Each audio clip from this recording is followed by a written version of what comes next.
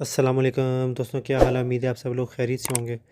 دوستوں، کہانی کی طرف چلنے سے پہلے آپ سب لوگوں سے میری گزارش ہے، میرے چینل کو لائک کیجیے گا، سبسکرائب کیجیے گا اور اپنے دوستوں کے ساتھ شیئر بھی کیجیے گا، اور بیل آئیکن کو پریس کر کے آل پہ کلک کر دیجیے گا تاکہ سب نوٹیفیکیشنز آپ کو ملتے رہیں۔ میرا نام عبد الرحمن ہے اور میں حافظ آباد کا رہائشی ہوں۔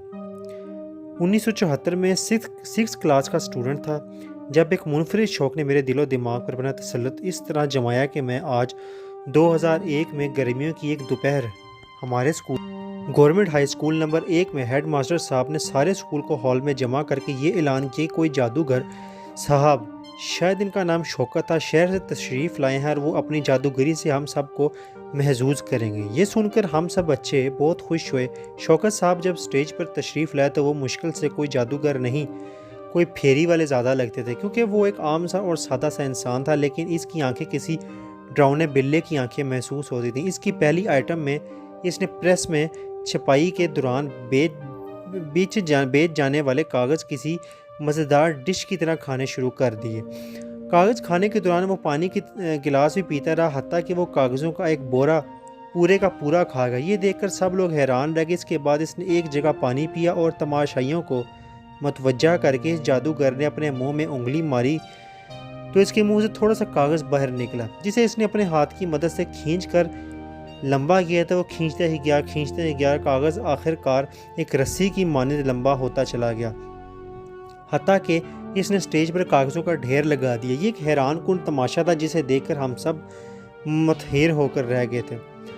اس کے بعد جادوگر نے ہمارے انگلش کے ٹیچر ریاض صاحب سے ان کی سونے کی انگوٹھی مانگی جو کہ انہوں نے پہن رکھی تھی۔ انگوٹھی لے کر شوکت جادوگر نے اسے اپنی جیب میں ڈال لیا۔ اس کے بعد شوکت نے مزید کئی حیرت انگیز کرتب دکھائے، مثلا خالی ڈبے سے زندہ کبوتر، خرگوش وغیرہ نکال لینا۔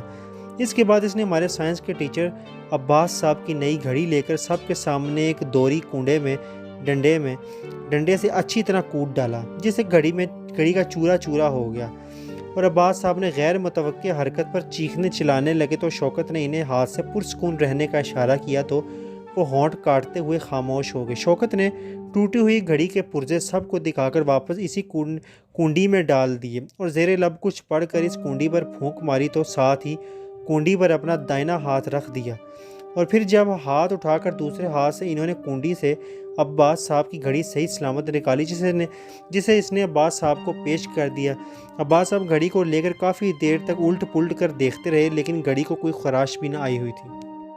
اس آئٹم پر ہم نے اتنی زور سے تالیاں بجائیں کہ کانوں کے پردے پھٹتے ہوئے محسوس ہونے لگے۔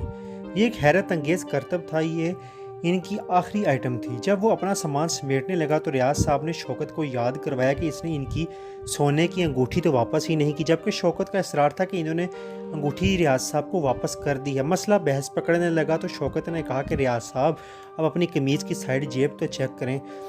یہ خیال آتے ہی پھر ریاض صاحب نے اپنی جیب کے اندر جب ہاتھ ڈالا اور جب ہاتھ باہر آیا تو سارا اسکول ایک بار پھر سے دنگ رہ گیا۔ ان کے ہاتھ میں وہی سونے کی انگوٹھی جھلملا رہی تھی جو کہ شوکت نے اپنی جیب سے ڈالی تھی۔ خیر، شوکت تو چلا گیا، لیکن اس میجک شو نے مجھے اتنا متاثر کیا کہ میں دن رات سوتے جاگتے اٹھتے بیٹھتے بس یہی سوچتا رہتا تھا کہ جو شوکت نے کیا، کیا میں کر سکتا ہوں؟ کیا میں لوگوں کو حیران کر سکتا ہوں؟ کیا میں ایسے حیرت انگیز کرتب نہیں دکھا سکتا؟ مجھ پر ایک جنون سا طاری ہو گیا تھا، میں بھی جادوگر بنوں گا۔ یہ کیسا منفرد شوق تھا۔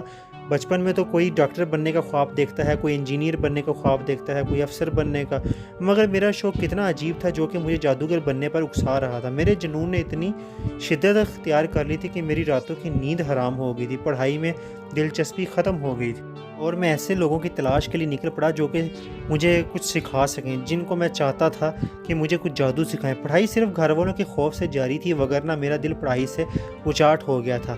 میرا زیادہ وقت ایسے لوگوں کی صحبت میں اور ایسے لوگوں کی تلاش میں گزر رہا تھا جو کہ عامل اور جادوگر ہونے کے دعوے دار تھے، لیکن مجھے مسلسل ناکامیوں کا سامنا کرنا پڑا، کیونکہ جو لوگ بظاہر مشہور عالم نظر آتے تھے دراصل وہ ایک فراڈیے تھے اور ان کے پاس کچھ بھی نہ تھا۔ اور یہ تجربہ مجھے ان کے کافی عرصے تک خدمت کرنے اور اپنا جیب خرچ ضائع کرنے سے اور وقت برباد کرنے کے بعد ملا، لیکن جو ناکامیاں میرا مقدر بنتی گئیں، میرا شوق سوار اور بڑھتا گیا۔ میں اپنے شوق سے دستبردار ہونے پر بالکل تیار نہ تھا۔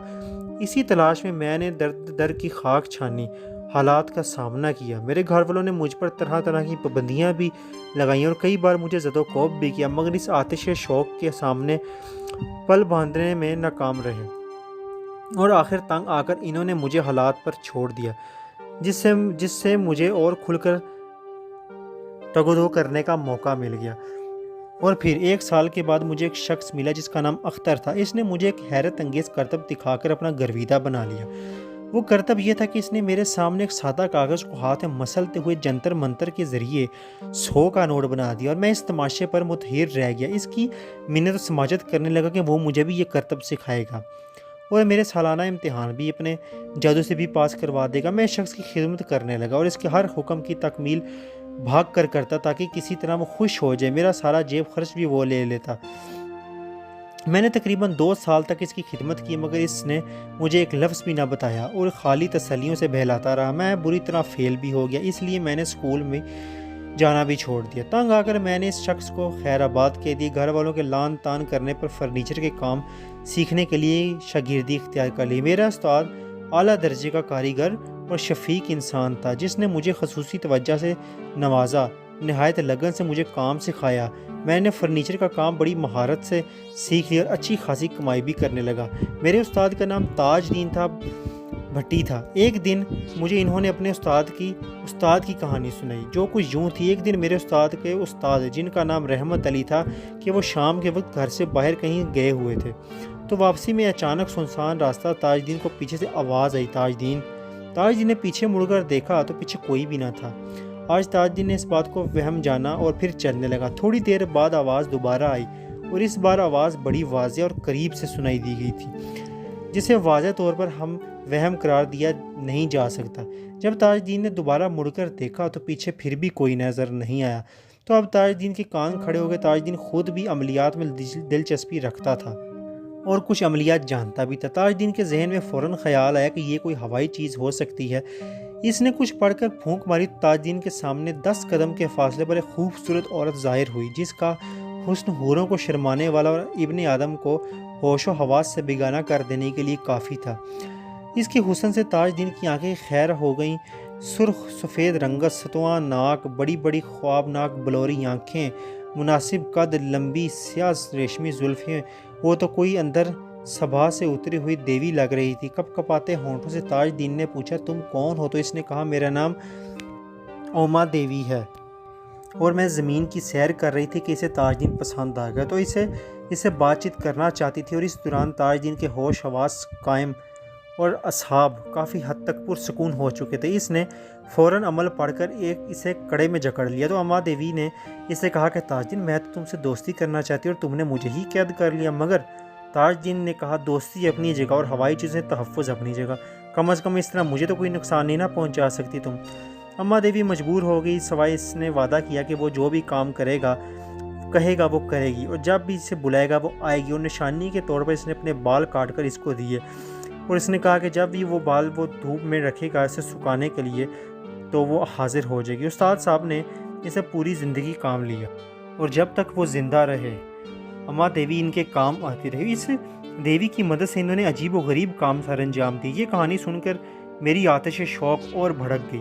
میرا بس نہیں چل رہا تھا کہ میں کہیں سے کہیں کوئی جن یا چڑیل یا پری کان سے پکڑ کر لاؤں اور اسے کہوں کہ آج سے تم میری غلام ہو، اس لیے ہر کام کرو گی اور جو میں کہوں گا وہ تم کرو گی۔ میں نے بہت سی خوفناک کہانیاں پڑھیں، جادوئی فلمیں دیکھیں، خوفناک فلمیں بہت سی زیادہ دیکھیں، بہت سے عاملوں کی خدمتیں کیں، اور اپنی کمائی کا ایک بڑا حصہ ان نام نہاد عاملوں کے تجربوں کی نظر کر دیا۔ اگر میں ان مصیبتوں اور ذلتوں کا ذکر شروع کر دوں تو جو کہ میں نے جھوٹے عاملوں کی شاگردی میں حاصل کی تو کہانی بور ہو جائے گی۔ بس یہی سمجھ لیں، جتنا کوئی ذلیل ہو سکتا ہے اس سے بڑھ کر میں ذلیل ہوا تھا، مگر شوق تو بجائے کم ہونے کے بڑھتا ہی گیا۔ 1983 میں میری شادی ہو گئی اور کاروباری مصروفیت بھی بڑھ گئی، مگر شوق و مصروفیت کی وجہ سے تھوڑا سا دب تو گیا میرا شوق، مگر ختم نہ ہوا۔ اسی دوران 1986 میں مجھے ایک عامر ملا۔ اس نے بھی مجھ سے کافی روپے ہینٹے اور 1 سال کی کڑی خدمت کے بعد مجھے ایک ایسا عمل بتا دیا جو کہ وہ کافی سخت تھا۔ اس نے شاید یہ سوچا ہوگا کہ میں گھبرا کر بھاگ جاؤں گا، مگر میرے شوق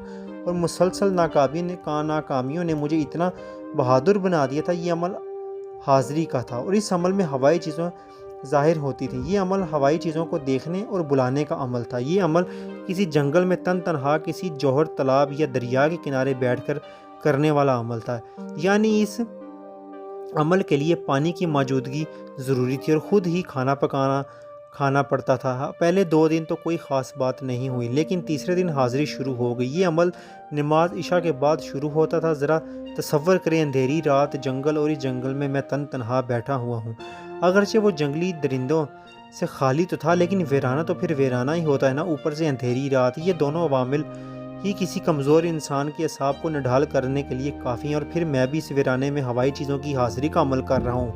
مگر انسان کی قوت ارادی ہر بڑی سے بڑی مصیبت سے بھی بڑی ہوتی ہے۔ میں نے ذہن میں سوچ رکھا تھا کہ میں مر جاؤں گا یا اس عمل کو حاصل کر کے ہی رہوں گا۔ بس اسی جذبے سے میرے اندر کے خوف پر غالب کروا دیا۔ خیر، بات ہو رہی تھی تیسری رات کے عمل کی۔ تقریباً آدھے گھنٹے بعد مجھے بالکل سامنے 2 چمکتی ہوئی شعلہ بار آنکھیں نظر آئیں۔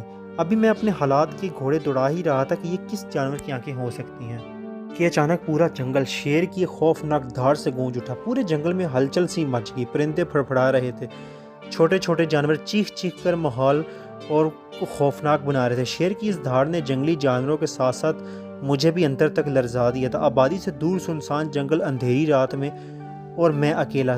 ذرا تصور کریں تو آپ کو احساس ہوگا کہ کتنا خوفناک منظر ہو سکتا ہے۔ اگرچہ مجھے اپنے کھینچے ہوئے حصار پر کافی اعتماد تھا کہ کوئی بھی ہوائی چیز اسے کراس نہیں کر سکتی، مگر انسانی فطرت تو پھر انسانی فطرت ہی ہے، اور اس کے تقاضوں کے تحت میرے ذہن میں بھی یہ چیز شکوک و شبہات پیدا کر رہی تھی کہ ہو سکتا ہے یہ کوئی اصلی شیر ہو۔ اگرچہ آج تک اس آبادی کے قریب واقع جنگل میں نہ تو کسی شیر کو دیکھا تھا، نہ ہی کبھی سنا تھا، لیکن دل کہتا تھا کہ اگر یہ سچ مچ کا واقعی شیر ہوا تو پھر میرا کیا بنے گا؟ اس درندے پر تو میرا کھینچا ہوا حصار اثر بھی نہیں کرے گا، یہ تو صرف ہوائی چیزوں سے تحفظ کے لیے ہے، اور سچ مچ کا شیر تو مجھے لمحوں میں موت کی گھاٹ اتار سکتا ہے۔ لیکن پھر عقل نے یہ کہہ کر دل کو دلاسا دیا کہ اگر مرنا کا ارادہ ہی ہے تو ایسے ہی صحیح دیکھا جائے گا۔ اس خیال نے کافی حوصلہ بخشا اور میں نے آنکھیں بند کر کے اپنا عمل تیزی سے پڑھائی جاری رکھی۔ شیر کی دھاڑ نزدیک سے نزدیک تر ہوتی جا رہی تھی، مگر میں نے بددستور اپنی جگہ براجمان رہا۔ کئی دفعہ تو دھاڑ نے مجھے یوں محسوس ہوا کہ بس میری گردن کے پاس شیر دھاڑ رہا ہے۔ پھر یہ آواز آہستہ آہستہ دور ہوتی چلی گئی، حتیٰ کہ بالکل ختم ہو گئی۔ اچانک میں نے دیکھا کہ میرے ارد گرد روشنی ہو رہی ہے، ہر چیز واضح ہو رہی ہے، درخت، جھاڑیاں، سب کچھ اس پراسرار روشنی سے منور ہو رہا ہے۔ پتہ نہیں یہ روشنی کہاں سے آ رہی تھی، ہر درخت، ہر جھاڑی سے وہ روشنی پھوٹ رہی تھی۔ میں نے گھبرا کر آنکھیں کھولی، مگر یہ کیا، میں حیران رہ گیا کہ منظر میں کوئی بھی تبدیلی نہیں ہوئی تھی، وہی منظر سامنے تھا جو کہ میں نے بند آنکھوں سے دیکھ رہا تھا۔ میں نے گھبرا کر دوبارہ آنکھیں بند کر لیں تو دوبارہ ہی وہی منظر، اب تو کھلی اور بند آنکھوں میں کوئی فرق باقی نہ رہا تھا، ہر سمت ایک ہی منظر تھا، حتیٰ کہ تھوڑی سی دیر میں میرے ارد گرد کا سارا ماحول منور ہو گیا کہ ہر چیز واضح نظر آ رہی تھی مجھے۔ اچانک میں نے ایک درخت کے پیچھے سے قوی ہیکل، بلکہ دیو ہیکل ببر شیر کو نکلتے ہوئے دیکھا۔ اتنا ببر شیر، اتنا بڑا میں نے کبھی کسی فلم میں بھی نہیں دیکھا تھا، اور نہ ہی چڑیا گھر میں۔ وہ تقریباً 10 فٹ لمبا اور تقریباً 4 فٹ چوڑا ہوگا۔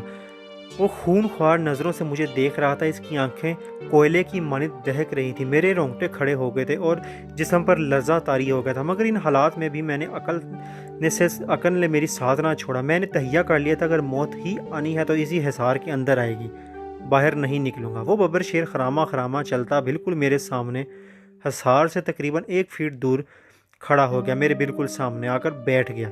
میرے حصار 3 فٹ گلائی کے اندر تھا میرا حصار، یعنی مجھ سے صرف 4 فٹ کے فاصلے پر ایک خطرناک درندہ موجود تھا، اور میں بے بس تنہا شیر کبھی دھاڑتا، کبھی بیٹھتا، کبھی اٹھتا، کبھی انگڑائیاں لیتا، کبھی مجھ پر چھلانگ لگانے کے لیے پوزیشن بناتا، لیکن میں نے اپنا عمل جاری رکھا۔ خیر، خدا خدا کر کے صبح ہو گئی، میرا عمل مکمل ہو گیا، ہر چیز جوں کی توں تھی، شیر جس طرح آیا تھا اسی طرح ہی چلا گیا تھا۔ الغرض میں نے اپنا چلا ثابت قدمی سے جاری رکھا تھا۔ اگرچہ دن گزرنے کے ساتھ ساتھ ہوائی چیزوں کی حاضری میں بھی شدت آ گئی تھی۔ اب شیر کے ساتھ ساتھ روزانہ رات کو ریچھ، بندر، چیتے، گینڈے، الغرض ہر قسم کے درندے مجھے ڈرانے کے لیے آیا کرتے تھے، لیکن میں ثابت قدم رہا۔ آخری دن سے 1 دن پہلے میرے سامنے ایک عجیب و غریب جن حاضر ہوا، جس کا قد تقریباً 15 فٹ لمبا تھا اور 5 فٹ چوڑا جسم۔ وہ سیاہ فام تھا، تقریباً 5 گز لمبی زبان جو اس کی تقریباً پیڑ تک آ رہی تھی۔ اس نے بدن پر صرف ایک لنگوٹ پہن رکھا تھا، اس کی آنکھیں انڈوں کی طرح سفید تھیں اور سیاہی بالکل نہ تھی، اور جب وہ قدم اٹھاتا تھا تو زمین لرزتی تھی۔ اس کے دانت نوکیلے اور باہر کو نکلے ہوئے تھے جو کہ 6 انچ لمبے خنجروں سے مشابہ تھے۔ دونوں پاؤں کے ناخن بھی تیز دھار تلوار سے مشابہ تھے اور اس کی ناک بالکل غائب تھی، اور وہ بے ہنگم انداز میں میرے سامنے رقص کر رہا تھا۔ خوف سے میرے جسم کا رواں رواں کانپ رہا تھا، مگر مرتا کیا نہ کرتا، اپنا وار جاری رکھا۔ جب اس اچھل کود کا مجھ پر کوئی اثر نہ ہو تو اس نے میری طرف منہ کر کے زور سے پھونک ماری تو اس کے منہ سے آگ کے شعلے نکل کر میری طرف لپکے، لیکن حصار سے ٹکرا کر بجھ گئے۔ لیکن اس آگ کی تپش مجھے حصار کے اندر بھی جھلسا رہی تھی۔ کافی دیر تک یہ شغل جاری رہا۔